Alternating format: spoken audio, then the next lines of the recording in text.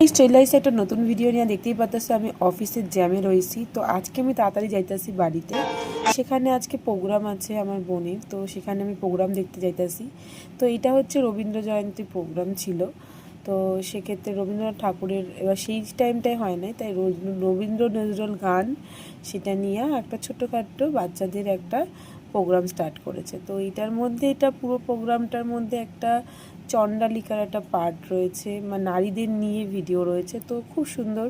তো এই যে দেখতেই পাচ্ছ সবাই স্টেজে প্রোগ্রাম করতেছে। তো এই মধ্যে হচ্ছে ওই যে লম্বা কইরা যেটা বেনুনি বড়টা, সেইটা হয়েছে আমার বোন। তো দেখো প্রোগ্রামটা খুব সুন্দর। তো এই যে সবাই পুচকি পুচকি পুচকি পুচকি সবকটাই আমার বোন, মানে মানে আমার বোনের বান্ধবী। তো এদের প্রোগ্রাম দেখতে যেতেছিলাম। তো আমি ভিডিওটা করছিলাম, ভিডিওটা অনেক লং ছিল, তো পুরো ভিডিওটা এইভাবে তোমাদের দেখানো তো সম্ভব নয়। তো ছোট মিনি ব্লগের মাধ্যমে তোমাদের শেয়ার করলাম। দেখো সুন্দর ভিডিওটা, মানে গানগুলো হইতেছিল এবং প্রোগ্রামটা হইতেছিল। এত সুন্দর প্রোগ্রাম ছোটোবেলায় না আমরাও করছি, কোনো না কোনো স্টেজ প্রোগ্রাম করছি। মানে এগুলো নাচ শিখি নাই, তবুও মানে পাড়ার এখানে সেখানে মানে ছোট ছোট প্রোগ্রাম করতাম, খুব মজা লাগতো। তো এগুলো দেখা সেই আগেকার স্মৃতিগুলো মনে পড়ে গেছে। তো দেখা হচ্ছে নেক্সট ব্লগে। তোমরা কারা কারা এরকম মানে ছোটোবেলায় নেচেছো পাড়ার প্রোগ্রামে শেয়ার করতে পারো। দেখো ভিডিও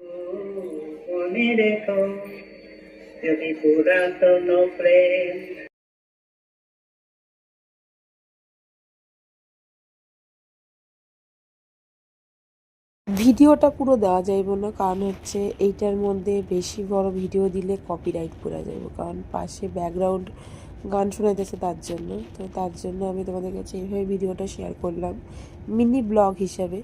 তো দেখা হচ্ছে নেক্সট ব্লগে। টাটা। এই যে আমি আমার বোন হাতে দেখতে পাচ্ছি রবীন্দ্রনাথ ঠাকুরের ফটো। তো বাড়ির পথে রওনা দিয়েছি, পার্কের মধ্যে ছিল। তো বাই।